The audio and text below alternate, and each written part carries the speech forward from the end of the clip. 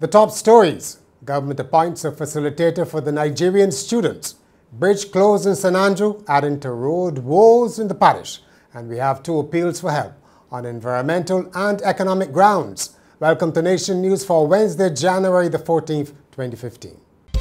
No matter where you are in the world, at home or abroad, Nation News keeps you connected with what's happening in Barbados through our website, video newscast, and online e-papers. So stay connected with Nation News. Your news, your time, your way. The government has intervened formally in the case of the unhappy Nigerian students. The Commission for Pan-African Affairs has been asked to mediate in the ongoing dispute between 90 or so students and studies program organizer Donaldson Hill over their accommodation. The announcement was made by Minister of Education Ronald Jones at a media conference. The government has appointed generally Dr. Derek Murray as its liaison between students, the principal private entrepreneur, to essentially keep us abreast of the progress of the matter, to be able, because Dr. Murray himself would have had some experience in the African continent, to be able to deal with some of the cultural issues which present themselves, and basically as a go-between between the government and the students here in Barbados. So you would recognize that beyond what we have been doing before, that this is now an additional step to ensure that the students can be in Barbados and enjoy whatever this country has to offer any person who is from another country. Mr. Jones called the situation surrounding the Nigerians unfortunate, but said they would be ready to start studies at the community college by the end of the month. There is more road misery for St. Andrew residents. Weeks after the road in White Hill broke away, Bourne's bridge has been deemed unstable and closed, a major blow to those living in Bourne's and Lower Rock Hall. The Ministry of Transport and Works closed the bridge on Tuesday as the abutment walls are damaged. Traffic is now unable to travel from Turner's Hall to the Rock Hall Junction. Resident Kevin Bourne said it would make traveling to and from the village that much tougher. Kevin, you walk close to a mile right now to get to the bus. Yeah. All uphill. Yeah. And all downhill when you're leaving. Yeah. Down or up. Yeah. All right. So how is this going to inconvenience with that bridge out? How is it? What's that? Well, it's going to be real hard because if the bridge out, you can't get down the road to get the bus. We're going to go up. And whoever up in here got vehicles can't get down. They will go out. So it's going to be very hard. There's no indication as to how long Bourne's bridge will be closed.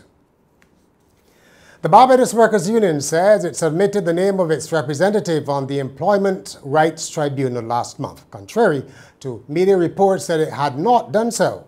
The union said it was very keen to have all matters brought to the tribunal heard expeditiously and will in no way cause delay to the justice being sought by its members. An accident at around 10 o'clock at the junction of Buckingham Road in Bank Hall led to blocked traffic. The collision involved a private refuse truck and an SUV. Police say the truck was headed out of Buckingham Road while the SUV was traveling along Bank Hall Cross Road. 2 unidentified people, a man and a woman passenger, were in the SUV. The woman was taken away by ambulance. The driver of the truck was Alvin Payne. A Black Rock man is appealing to health and environmental officials for relief as more than 12 abandoned vehicles belonging to a business pile up next to his home. Ricardo Giddens told Nation News that the vehicles have been creating a home for mosquitoes and rodents who have been running amok in his garage. He said he reported his almost decade-long ordeal to the relevant authorities, but nothing has happened. Principal Environmental Health Officer at the Brantford Tate Polyclinic, Francine Bascom, said the Environmental Protection Department was responsible for a vehicle removal program, but it had been stalled for some time. She said she would have Mr. Gittins' case investigated.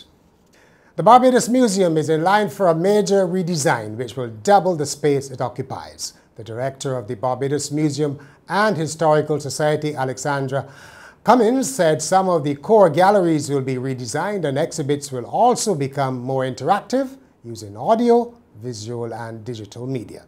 Society President Sir Trevor Carmichael said also that the Walled Garden Theatre, which is expected to be completed by year-end, will provide a location for cultural events of national significance and a space for young artists to display their talents. Next month, the museum will host the Scarlet Gala, the museum's major fundraising activity. An unemployed St. Michael woman is appealing for assistance after she and her family were told they have to leave their rented home by Friday. Chantal Watson of Bridge Gap, Goodland, St. Michael, told Nation News she returned home on Monday to find the locks had been changed on the home she shared with her boyfriend and 3 of her children. Ms. Watson said that while she owed the landlord 2 weeks' rent, she was not given notice to leave until she called the police, who made the landlord restore the original locks. She said she was struggling and had nowhere to go. Things is really hard at sometimes. I don't even have nothing for my children to eat. My children is going to stay hungry. Sometimes my mother have it, she will help me because right now my mother going through difficulties of she oneself. In sport, there was no whitewash as the West Indies side, minus Chris Gayle, lost by 69 runs to South Africa in the third and final T20 International at Durban. Wicketkeeper batsman Morne van Wyk hit an unbeaten century as the South Africans gained a consolation win after the West Indies had won the first 2 matches. The teams now play 5 one-day internationals starting on Friday. And finally, the pastor of a church in Virginia where a pregnant mother was fired for not marrying her fiancé has said critics are being judgmental. April Callum, who has worked at the Staples Mill Road Baptist Church's daycare center since September, said she received a phone call on Monday confirming she was being fired for violating church policy. Callum, who is pregnant and has children from a previous marriage, said church officials had been warning her since October to marry her live-in fiancé or announce a wedding date by this week. The couple said they did not want to rush the wedding because they wanted to wait until the time was right for their family. Pastor James Booth said all church workers are required to sign an employee handbook that details the moral code of conduct required by the facility. And that's Nation News for Wednesday. For more, log on to nationnews.com as well as YouTube, Facebook, and Twitter. Pick up your Daily Nation on Thursday or subscribe to our e-paper.